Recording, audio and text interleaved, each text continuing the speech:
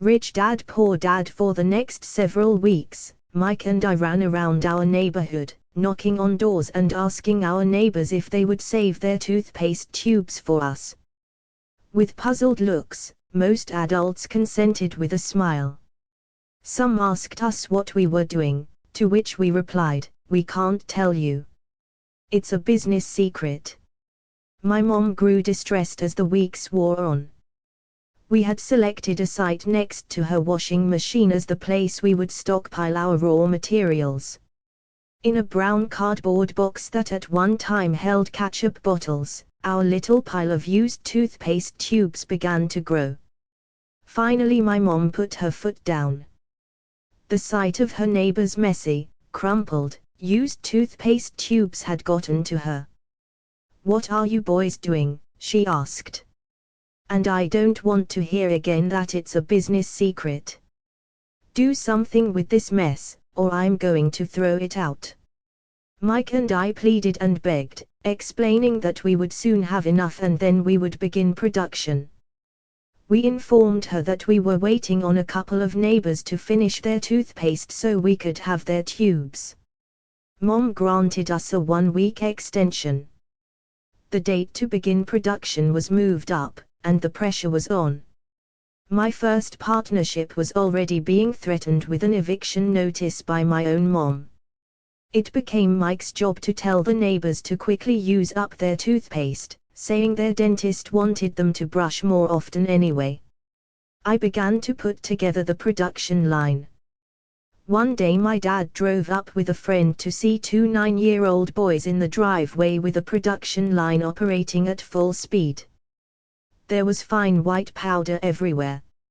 On a long table were small milk cartons from school, and our family's hibachi grill was glowing with red-hot coals at maximum heat. Dad walked up cautiously, having to park the car at the base of the driveway since the production line blocked the carport.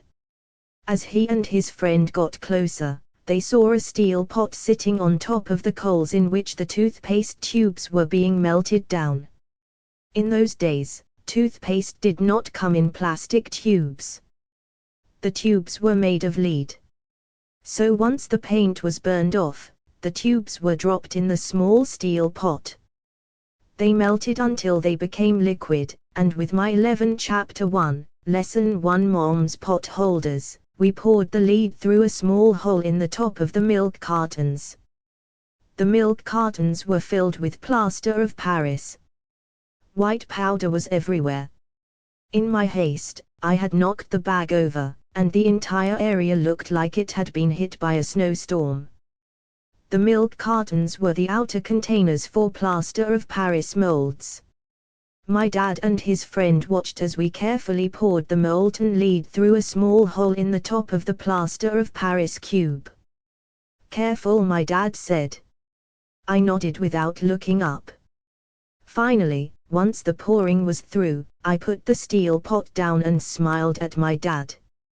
"What are you boys doing?" he asked with a cautious smile. "We're doing what you told me to do." "We're going to be rich," I said. "Yup," said Mike, grinning and nodding his head. "We're partners." "And what is in those plaster molds?" my dad asked. "Watch," I said. "This should be a good batch." With a small hammer, I tapped at the seal that divided the cube in half. Cautiously, I pulled up the top half of the plaster mold and a lead nickel fell out. "Oh, no," my dad exclaimed. "You're casting nickels out of lead." "That's right," Mike said. "We're doing as you told us to do.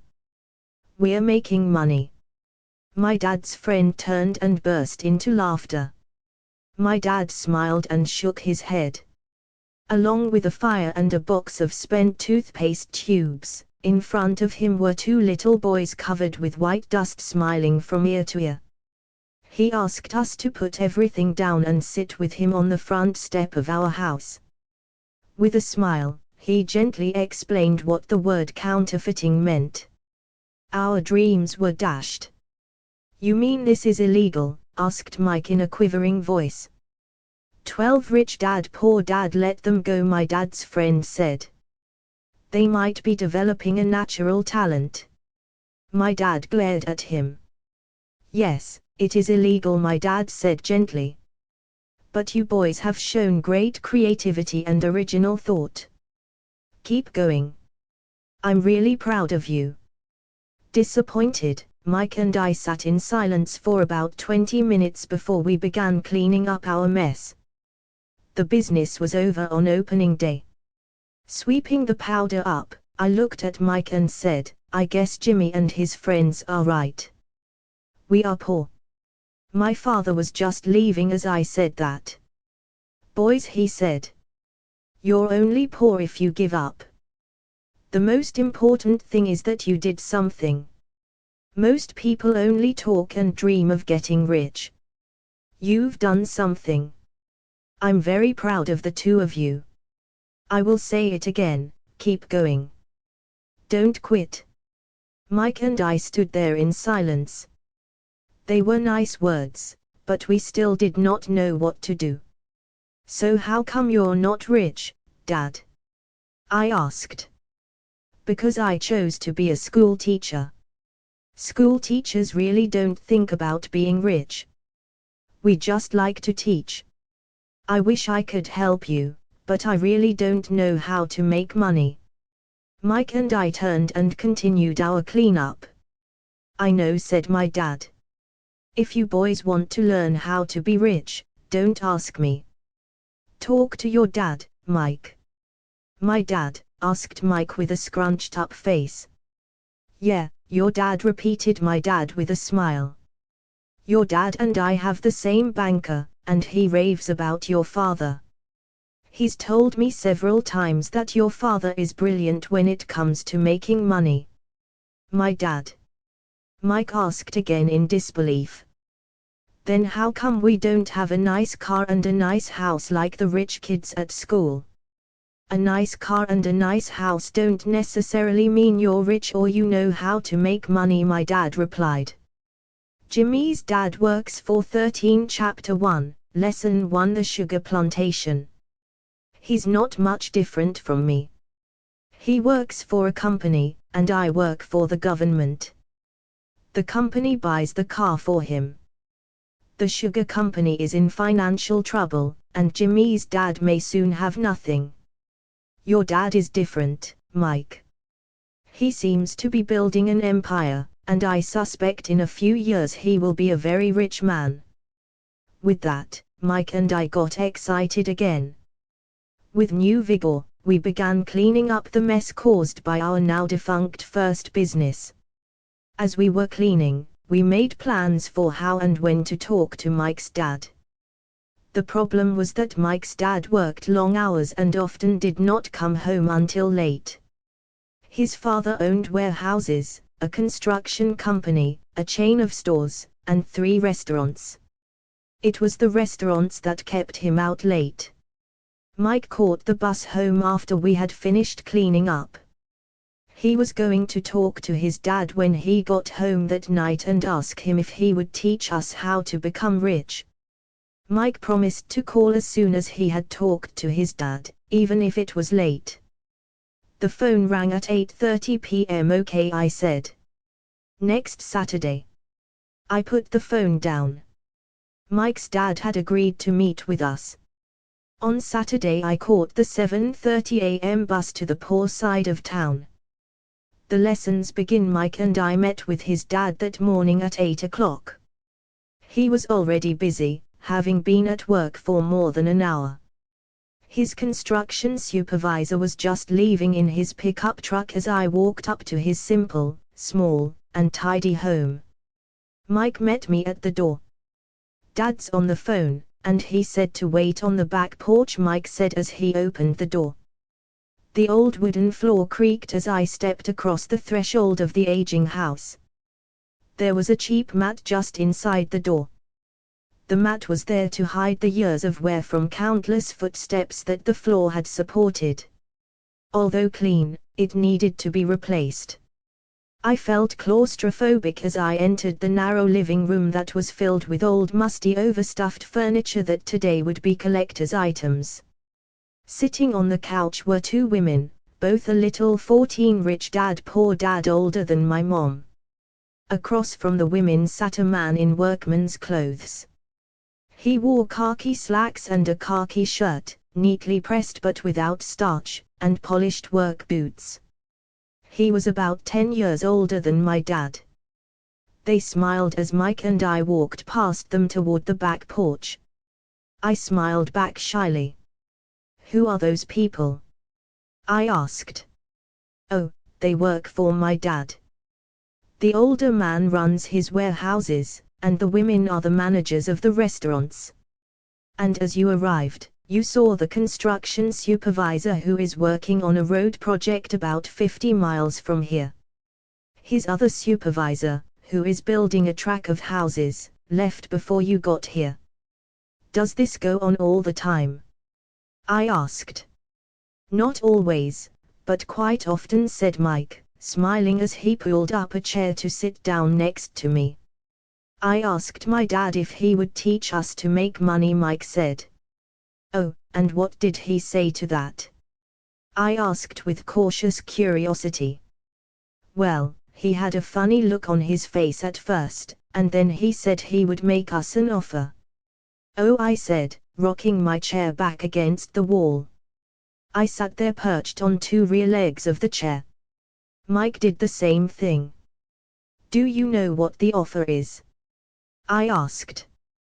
"No, but we'll soon find out." Suddenly, Mike's dad burst through the rickety screen door and onto the porch. Mike and I jumped to our feet, not out of respect, but because we were startled.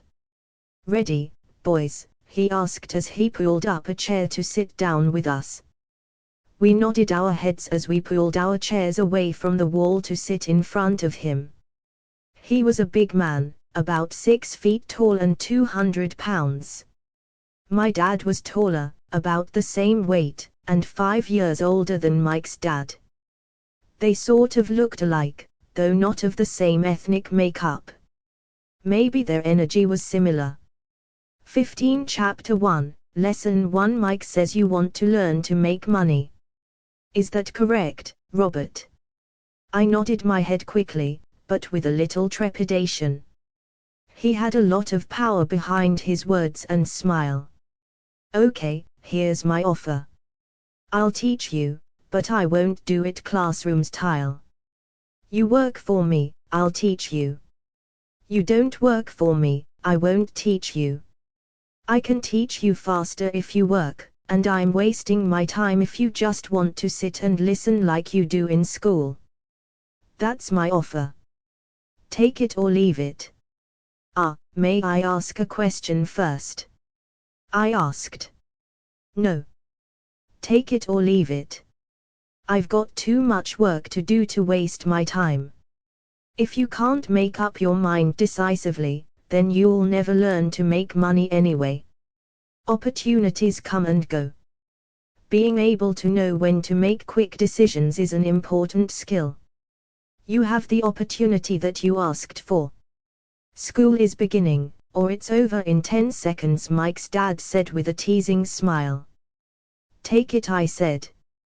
"Take it," said Mike. "Good," said Mike's dad. "Mrs. Martin will be by in 10 minutes. After I'm through with her, you'll ride with her to my superette and you can begin working. I'll pay you 10 cents an hour, and you'll work 3 hours every Saturday." "But I have a softball game today," I said. Mike's dad lowered his voice to a stern tone. "Take it, or leave it," he said. "I'll take it," I replied, choosing to work and learn instead of playing. 30 cents later, by 9 a.m. that day, Mike and I were working for Mrs. Martin. She was a kind and patient woman. She always said that Mike and I reminded her of her 2 grown sons. Although kind, she believed in hard work and kept us moving. We spent 3 hours taking canned goods off the shelves, brushing each can with a feather duster to get the dust off, and then restacking them neatly. It was excruciatingly boring work. 16 Rich Dad Poor Dad Mike's dad, whom I call my rich dad, owned 9 of these little superettes, each with a large parking lot. They were the early version of the 7-Eleven convenience stores, little neighborhood grocery stores where people bought items such as milk, bread, butter, and cigarettes. The problem was that this was Hawaii before air conditioning was widely used, and the stores could not close their doors because of the heat. On 2 sides of the store, the doors had to be wide open to the road and parking lot. Every time a car drove by or pulled into the parking lot, dust would swirl and settle in the store. We knew we had a job as long as there was no air conditioning. For 3 weeks, Mike and I reported to Mrs. Martin and worked our 3 hours. By noon, our work was over, and she dropped 3 little dimes in each of our hands. Now, even at the age of 9 in the mid-1950s, 30 cents was not too exciting. Comic books cost 10 cents back then, so I usually spent my money on comic books and went home. By Wednesday of the 4th week, I was ready to quit. I had agreed to work only because I wanted to learn to make money from Mike's dad, and now I was a slave for 10 cents an hour. On top of that, I had not seen Mike's dad since that first Saturday. I'm quitting, I told Mike at lunchtime. School was boring, and now I did not even have my Saturdays to look forward to. But it was the 30 cents that really got to me. This time Mike smiled. "What are you laughing at?" I asked with anger and frustration. "Dad said this would happen.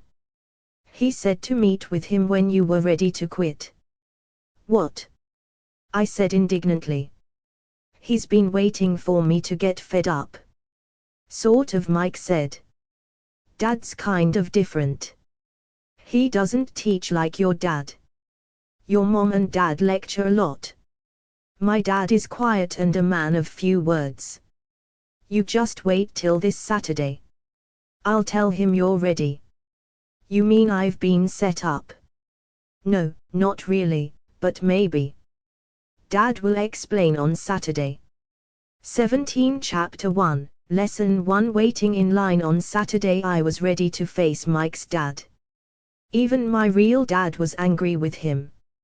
My real dad, the one I call the poor one, thought that my rich dad was violating child labor laws and should be investigated.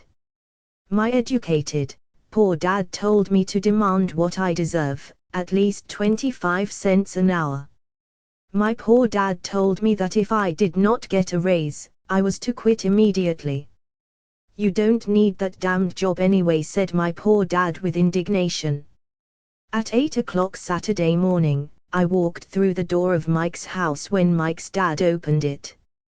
"Take a seat and wait in line," he said as I entered. He turned and disappeared into his little office next to a bedroom. I looked around the room and didn't see Mike anywhere. Feeling awkward, I cautiously sat down next to the same 2 women who were there 4 weeks earlier. They smiled and slid down the couch to make room for me. 4 to 5 minutes went by, and I was steaming. The 2 women had met with him and left 30 minutes earlier. An older gentleman was in there for 20 minutes and was also gone. The house was empty, and here I sat in a musty, dark living room on a beautiful sunny Hawaiian day, waiting to talk to a cheapskate who exploited children. I could hear him rustling around the office, talking on the phone, and ignoring me. I was ready to walk out, but for some reason I stayed. Finally, 15 minutes later, at exactly 9 o'clock, Rich Dad walked out of his office, said nothing, and signaled with his hand for me to enter. "I understand you want a raise, or you're going to quit," Rich Dad said as he swiveled in his office chair. "Well, you're not keeping your end of the bargain," I blurted out, nearly in tears. It was really frightening for me to confront a grown-up. "You said that you would teach me if I worked for you." Well, I've worked for you. I've worked hard. I've given up my baseball games to work for you, but you haven't kept your word, and you haven't taught 18 rich dad poor dad me anything. You are a crook like everyone in town thinks you are. You're greedy. You want all the money and don't take care of your employees. You made me wait and don't show me any respect. I'm only a little boy, but I deserve to be treated better. Rich Dad rocked back in his swivel chair, hands up to his chin, and stared at me. Not bad, he said. In less than a month, you sound like most of my employees. What? I asked. Not understanding what he was saying, I continued with my grievance. I thought you were going to keep your end of the bargain and teach me. Instead you want to torture me. That's cruel. That's really cruel. I am teaching you, Rich Dad said quietly. What have you taught me? Nothing. I said angrily. You haven't even talked to me once since I agreed to work for peanuts. 10 cents an hour. Ha. I should notify the government about you. We have child labor laws, you know. My dad works for the government, you know. Wow, said Rich Dad. Now you sound just like most of the people who used to work for me, people I've either fired or who have quit. So what do you have to say? I demanded, feeling pretty brave for a little kid. You lied to me. I've worked for you, and you have not kept your word. You haven't taught me anything. How do you know that I've not taught you anything? Asked Rich Dad calmly. Well, you've never talked to me. I've worked for 3 weeks and you have not taught me anything, I said with a pout. Does teaching mean talking or a lecture? Rich Dad asked. Well, yes, I replied. That's how they teach you in school, he said, smiling. But that is not how life teaches you, and I would say that life is the best teacher of all. Most of the time, life does not talk to you. It just sort of pushes you around. Each push is life saying, wake up. There's something I want you to learn. 19 Chapter 1, Lesson 1. What is this man talking about? I asked myself silently. Life pushing me around was life talking to me. Now I knew I had to quit my job. I was talking to someone who needed to be locked up. If you learn life's lessons, you will do well. If not, life will just continue to push you around. People do 2 things. Some just let life push them around. Others get angry and push back. But they push back against their boss, or their job, or their husband or wife. They do not know it's life that's pushing.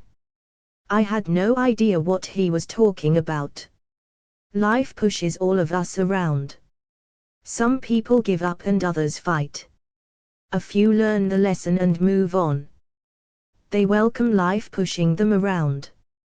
To these few people, it means they need and want to learn something. They learn and move on. Most quit, and a few like you fight. Rich Dad stood and shut the creaky old wooden window that needed repair.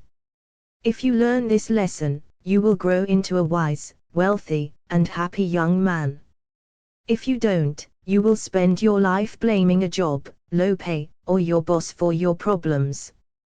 You'll live life always hoping for that big break that will solve all your money problems. Rich Dad looked over at me to see if I was still listening. His eyes met mine. We stared at each other, communicating through our eyes. Finally, I looked away once I had absorbed his message. I knew he was right. I was blaming him, and I did ask to learn. I was fighting. Rich Dad continued, or if you're the kind of person who has no guts, you just give up every time life pushes you. If you're that kind of person, you'll live all your life playing it safe, doing the right things, saving yourself for some event that never happens. Then you die a boring old man. You'll have lots of friends who really like you because you were such a nice hard-working guy. But the truth is that you let life push you into submission. Deep down you were terrified of taking risks. You really wanted to win, but the fear of losing was greater than the excitement of winning. Deep inside, you and only you will know you didn't go for it. You chose to play it safe. 20 Rich Dad Poor Dad. Our eyes met again. You've been pushing me around? I asked. Some people might say that, smiled Rich Dad. I would say that I just gave you a taste of life. What taste of life? I asked, still angry, but now curious and ready to learn. You boys are the first people who have ever asked me to teach them how to make money. I have more than 150 employees, and not one of them has asked me what I know about money. They ask me for a job and a paycheck, but never to teach them about money. So most will spend the best years of their lives working for money, not really understanding what it is they are working for. I sat there listening intently.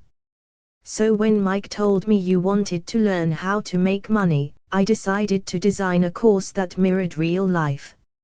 I could talk until I was blue in the face, but you wouldn't hear a thing. So I decided to let life push you around a bit so you could hear me. That's why I only paid you 10 cents.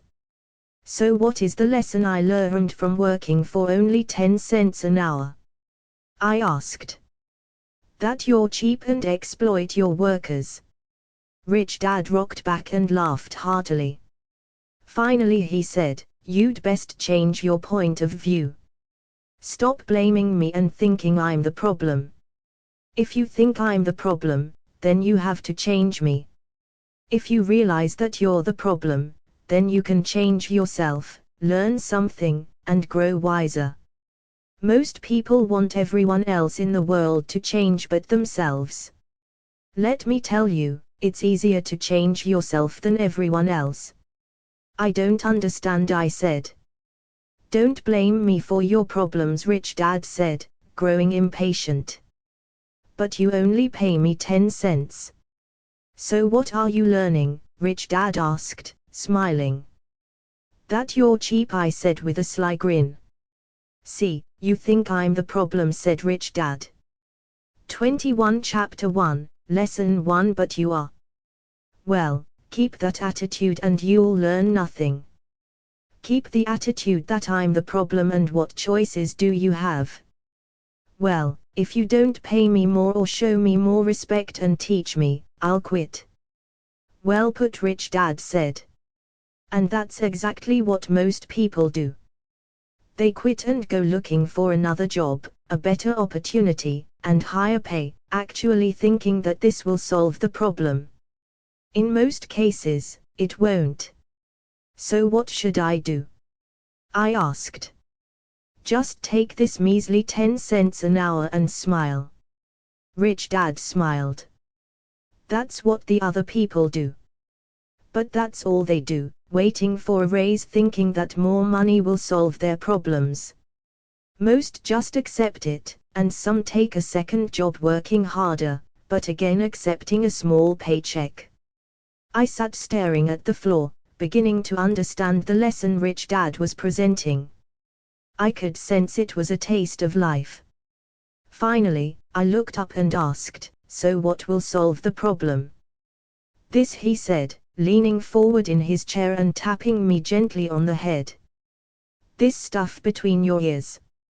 It was at that moment that Rich Dad shared the pivotal point of view that separated him from his employees and my poor dad, and led him to eventually become one of the richest men in Hawaii, while my highly educated but poor dad struggled financially all his life. It was a singular point of view that made all the difference over a lifetime. Rich Dad explained this point of view over and over, which I call lesson number 1. The poor and the middle class work for money.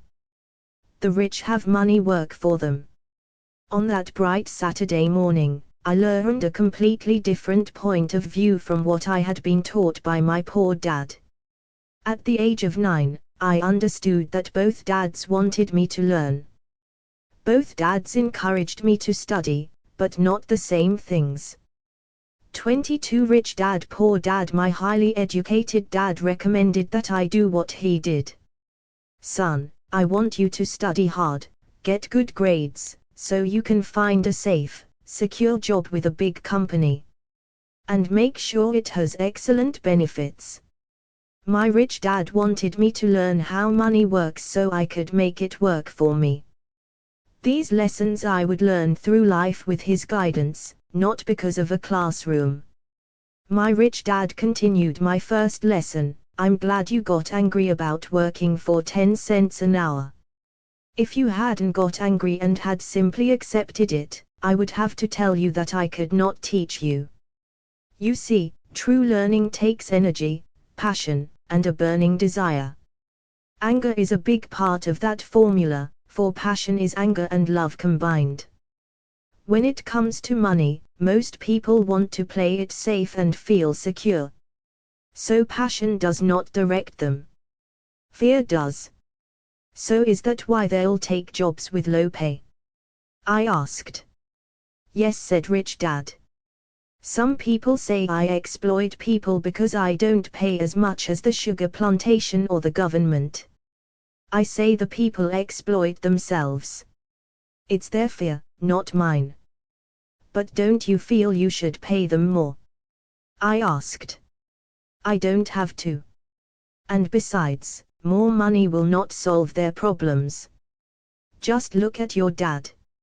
He makes a lot of money, and he still can't pay his bills. Most people, given more money, only get into more debt. So that's why the 10 cents an hour, I said, smiling. It's a part of the lesson. That's right, smiled Rich Dad. You see, your dad went to school and got an excellent education, so he could get a high-paying job. But he still has money problems because he never learned anything about money in school. On top of that, he believes in working for money. And you don't? I asked. No, not really, said Rich Dad. If you want to learn to work for money, then stay in school. That is a great place to learn to do that. But if you want to learn how to have money work for you, then I will teach you that. But only if you want to learn.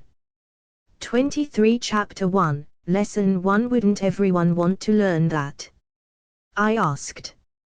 No, said Rich Dad, simply because it's easier to learn to work for money, especially if fear is your primary emotion when the subject of money is discussed.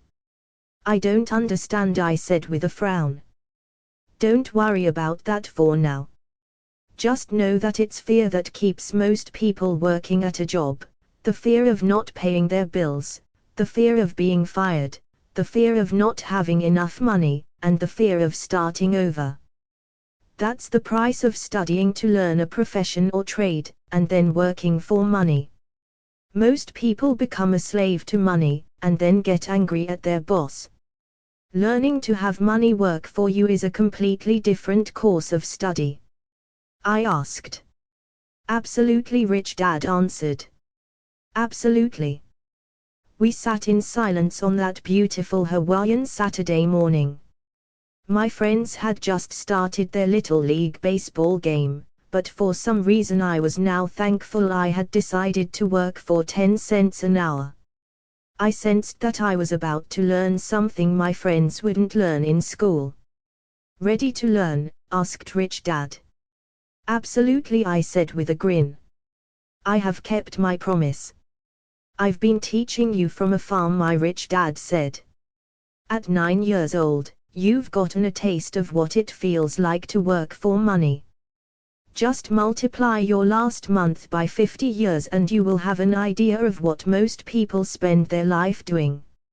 I don't understand, I said. How did you feel waiting in line to see me, once to get hired and once to ask for more money? Terrible, I said. If you choose to work for money, that is what life will be like, said Rich Dad. And how did you feel when Mrs. Martin dropped 3 dimes in your hand for 3 hours of work? 24 Rich Dad Poor Dad I felt like it wasn't enough. It seemed like nothing. I was disappointed, I said. And that is how most employees feel when they look at their paychecks, especially after all the tax and other deductions are taken out. At least you got 100%.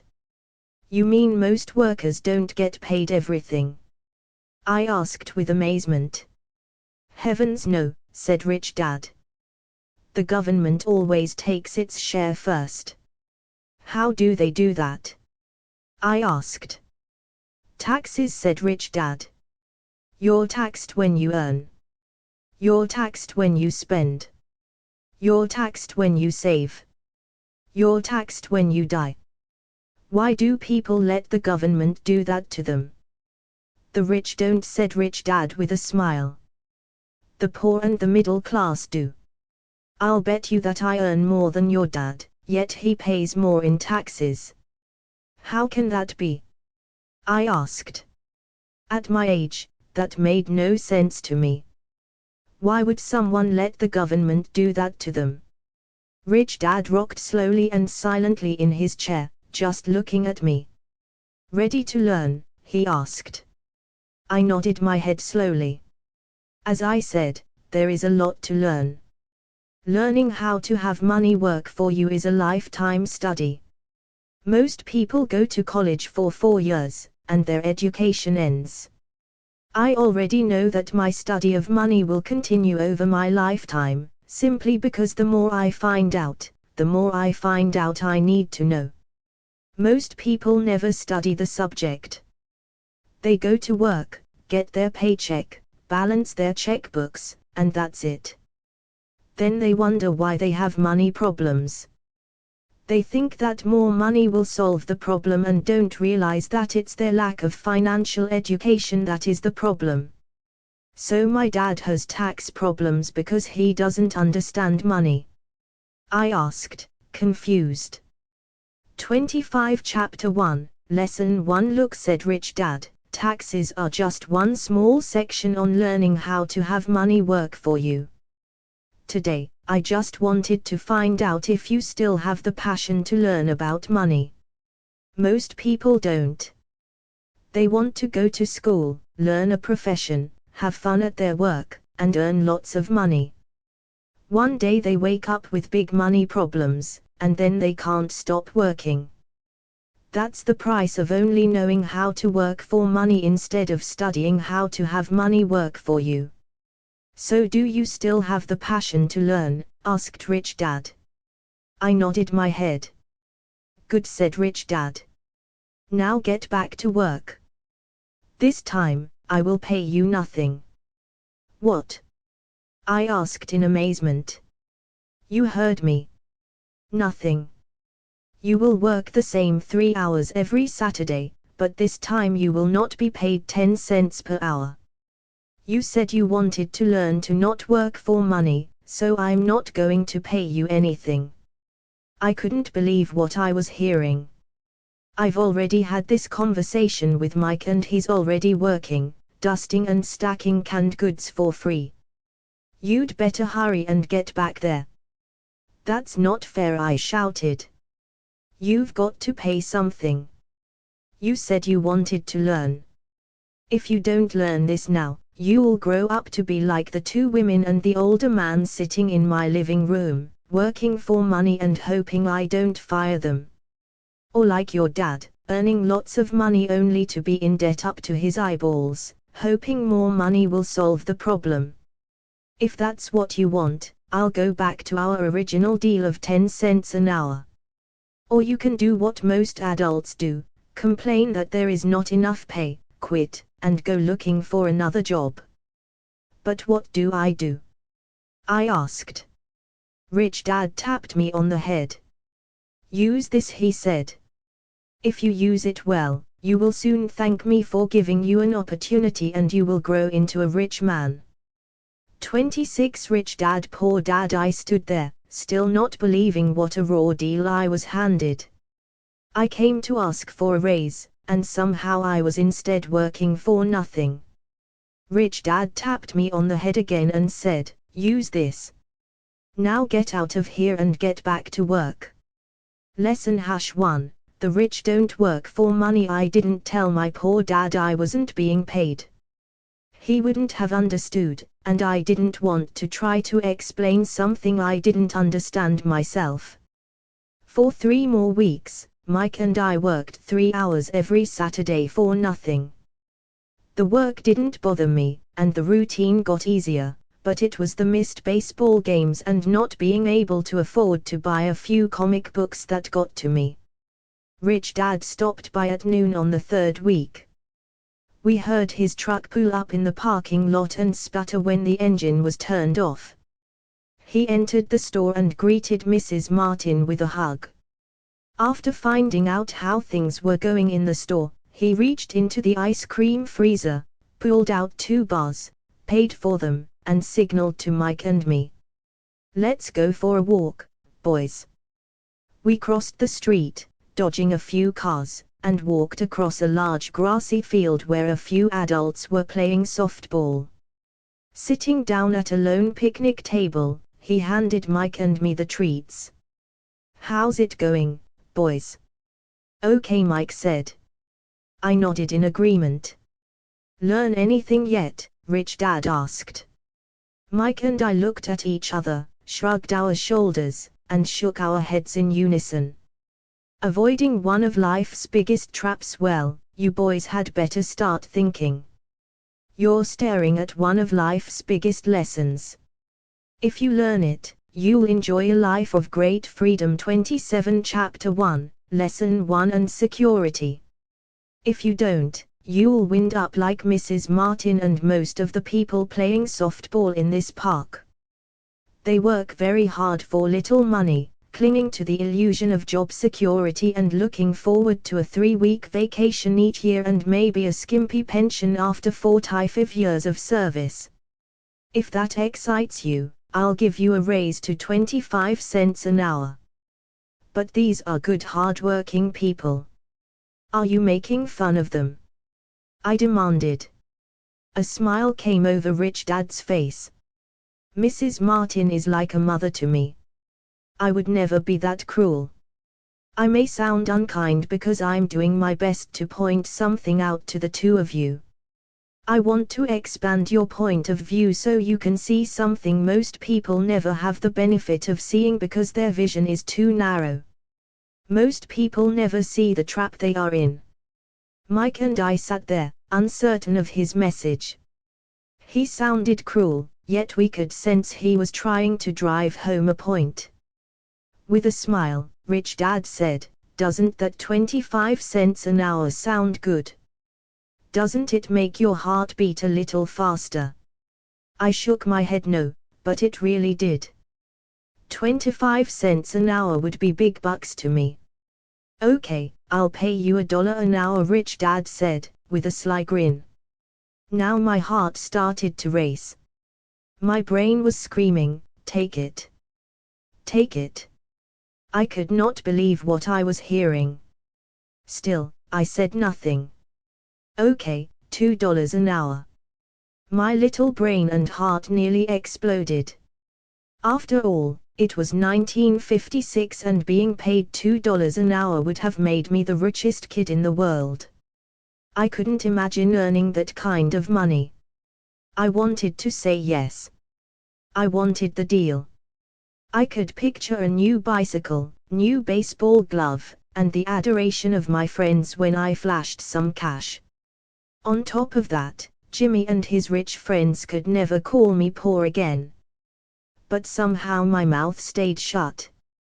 The ice cream had melted and was running down my hand. Rich Dad was looking at 2 boys staring back at him, eyes wide open and brains empty. He was testing us, and he knew there was a part of our 28 rich dad poor dad emotions that wanted to take the deal. He understood that every person has a weak and needy part of their soul that can be bought, and he knew that every individual also had a part of their soul that was resilient and could never be bought. It was only a question of which one was stronger. Okay, $5 an hour. Suddenly I was silent. Something had changed. The offer was too big and ridiculous. Not many grown-ups in 1956 made more than that, but quickly my temptation disappeared, and calm set in. Slowly, I turned to my left to look at Mike. He looked back at me. The part of my soul that was weak and needy was silenced. The part of me that had no price took over. I knew Mike had gotten to that point too. People's lives are forever controlled, good rich dad said softly. Most people have a price. And they have a by two emotions, price because of human emotions named fear and greed. Fear and greed. First, the fear of being without money motivates us to work hard, and then once we get that paycheck, greed or desire starts us thinking about all the wonderful things money can buy. The pattern is then set. What pattern? I asked. The pattern of get up, go to work, pay bills, get up, go to work, pay bills. People's lives are forever controlled by two emotions, fear and greed. Offer them more money and they continue the cycle by increasing their spending. This is what I call the rat race. There is another way? Mike asked. Yes, said Rich Dad slowly. But only a few people find it. And what is that way? Mike asked. That's what I hope you boys will learn as you work and study with me. That is why I took away all forms of pay. Any hints? Mike asked. We're kind of tired of working hard, especially for nothing. Well, the first step is telling the truth, said Rich Dad. We haven't been lying, I said. 29 Chapter 1, Lesson 1. I did not say you were lying. I said to tell the truth, Rich Dad retorted. The truth about what? I asked. How you're feeling, Rich Dad said. You don't have to say it to anyone else. Just admit it to yourself.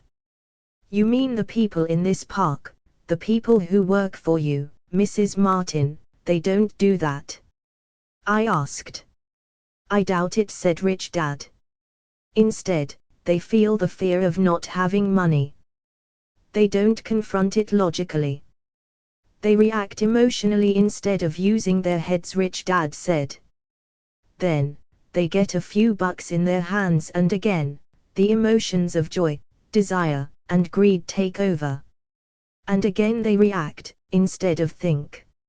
So their emotions control their brain, Mike said. That's correct, said Rich Dad. Instead of admitting the truth about how they feel, they react to their feelings and fail to think. They feel the fear, so they go to work, hoping that money will soothe the fear, but it doesn't. It continues to haunt them and they return to work, hoping again that money will calm their fears, and again it doesn't. Fear keeps them in this trap of working, earning money, working, earning money, hoping the fear will go away. But every day they get up, and that old fear wakes up with them. For millions of people, that old fear keeps them awake all night, causing a night of turmoil and worry. So they get up and go to work, hoping that a paycheck will kill that fear gnawing at their soul. Money is running their lives, and they refuse to tell the truth about that. Money is in control of their emotions and their souls. Rich Dad sat quietly, letting his words sink in. Mike and I heard what he said but didn't understand fully what he was talking about. I just knew that I often wondered why grown-ups hurried off to work. It did not seem like much fun, and they never looked that happy, but something kept them going. Realizing we had absorbed as much as possible of what he was talking about, Rich Dad said, I want you boys to avoid that trap. That is really what I want to teach you. Not just to be rich, because being rich does not solve the problem.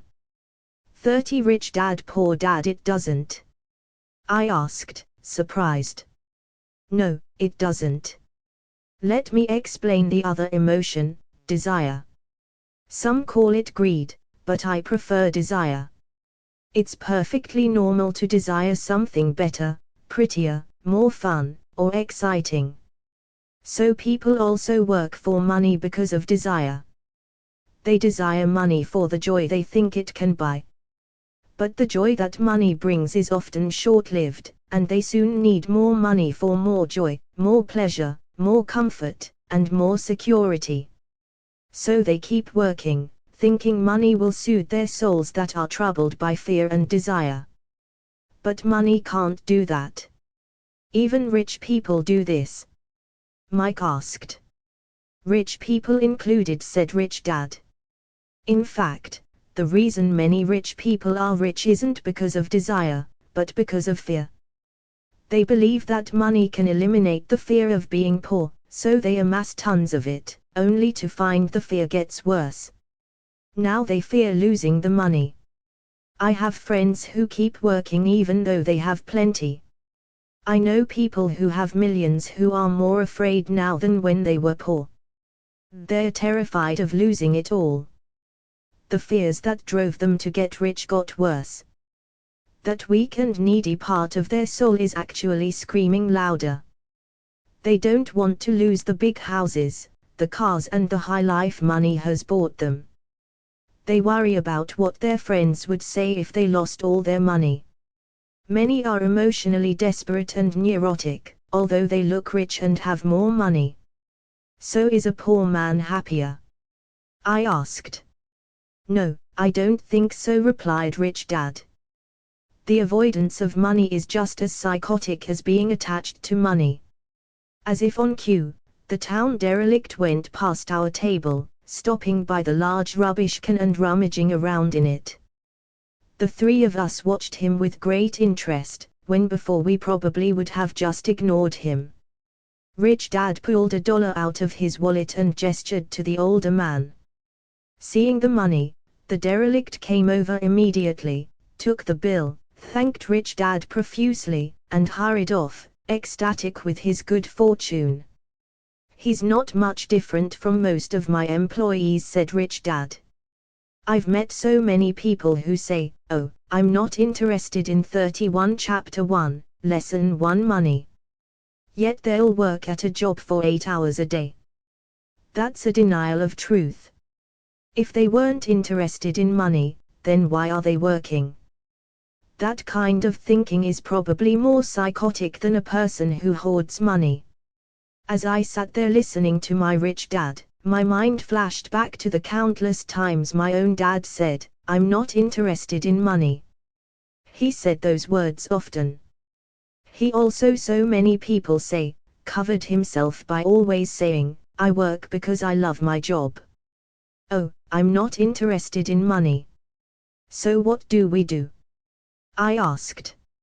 Not work for money until all traces of fear yet they'll work and greed are gone, at a job for no, that would be a waste of time 8 hours a day. Said Rich Dad. Emotions are what make us human. The word emotion stands for energy in motion. Be truthful about your emotions and use your mind and emotions in your favor, not against yourself. Whoa, said Mike. Don't worry about what I just said. It will make more sense in years to come. Just be an observer, not a reactor, to your emotions. Most people do not know that it's their emotions that are doing the thinking. Your emotions are your emotions, but you have got to learn to do your own thinking. Can you give me an example? I asked. Sure, replied Rich Dad. When a person says, I need to find a job, it's most likely an emotion doing the thinking. Fear of not having money generates that thought. But people do need money if they have bills to pay, I said. Sure they do, smiled Rich Dad. All I'm saying is that it's fear that is all too often doing the thinking. I don't understand, said Mike. For example, said Rich Dad. If the fear of not having enough money arises, instead of immediately running out to get a job, they instead might ask themselves this question: will a job be the best 32 Rich Dad Poor Dad solution to this fear over the long run? In my opinion, the answer is no. A job is really a short-term solution to a long-term problem. But my dad is always saying, stay in school and get good grades, so you can find a safe, secure job. I interjected, somewhat confused. Yes, I understand, he says that, said Rich Dad, smiling. Most people recommend that, and it's a good path for most people. But people make that recommendation primarily out of fear. You mean my dad says that because he's afraid? Yes, said Rich Dad. He's terrified that you won't earn enough money and won't fit into society. Don't get me wrong. He loves you and wants the best for you. I too believe an education and a job are important, but it won't handle the fear. You see, that same fear that makes him get up in the morning to earn a few bucks is the fear that is causing him to be so fanatical about your going to school. So what do you recommend? I asked. I want to teach you to master the power of money, instead of being afraid of it. They don't teach that in school, and, if you don't learn it, you become a slave to money. It was finally making sense. He wanted us to widen our views and to see what the Mrs. Martins of this world couldn't see. He used examples that sounded cruel at the time, but I've never forgotten them. My vision widened that day, and I began to see the trap that lay ahead for most people. You see, we're all employees ultimately. We just work at different levels, said Rich Dad. I just want you boys to have a chance to avoid the trap caused by those two emotions, fear and desire. Use them in your favor, not against you. That's what I want to teach you. I'm not interested in just teaching you to make a pile of money. That won't handle the fear or desire. If you don't first handle fear and desire, and you get rich, you'll only be a highly paid slave. So how do we avoid the trap? I asked. The main cause of poverty or financial struggle is fear and ignorance, not the economy or the government or the rich. It's self-inflicted fear and ignorance that keep people trapped.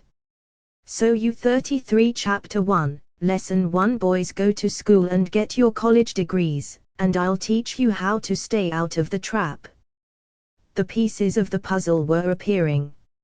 My highly educated dad had a great education and a great career, but school never told him how to handle money or his fear of it. It became clear that I could learn different and important things from two fathers. So you've been talking about the fear of not having money. How does the desire for money affect our thinking? Mike asked. How did you feel when I tempted you with a pay raise? Did you notice your desires rising? We nodded our heads. By not giving in to your emotions, you were able to delay your reactions and think. That is important. We will always have emotions of fear and greed. From here on in, it's imperative for you to use those emotions to your advantage, and for the long term to not let your emotions control your thinking. Most people use fear and greed against themselves. That's the start of ignorance. Most people live their lives chasing paychecks, pay raises and job security because of the emotions of desire and fear, not really questioning where those emotion-driven thoughts are leading them. It's just like the picture of a donkey dragging a cart with its owner dangling a carrot just in front of its nose.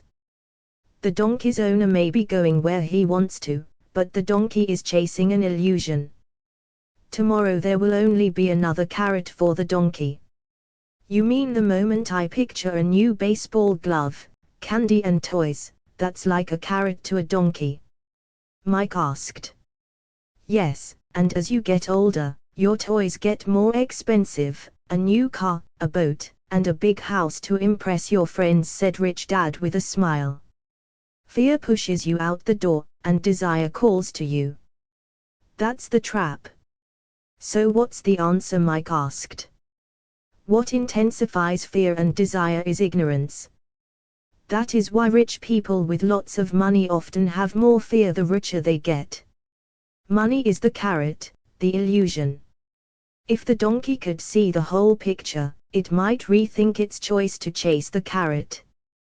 34 Rich Dad Poor Dad. Rich Dad went on to explain that a human's life is a struggle between ignorance and illumination.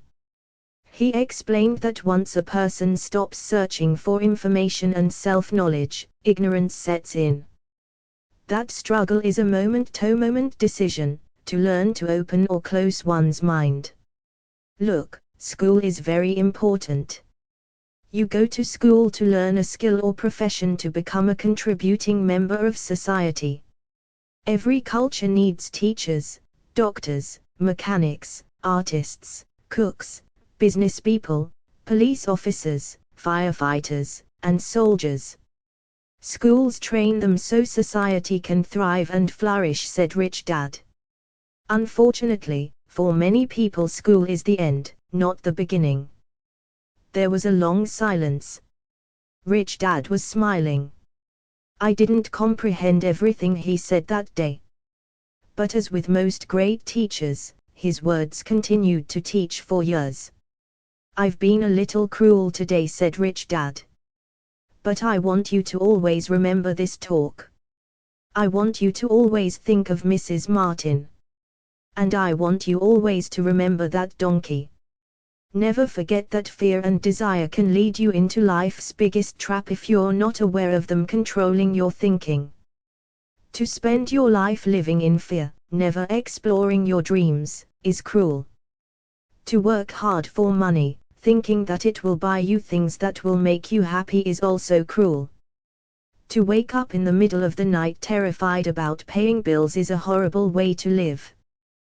To live a life dictated by the size of a paycheck is not really living a life.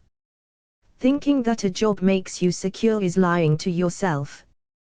That's cruel, and that's the trap I want you to avoid. I've seen how money runs people's lives. Don't let that happen to you. Please don't let money run your life. A softball rolled under our table. Rich Dad picked it up and threw it back. So what does ignorance have to do with greed and fear? I asked.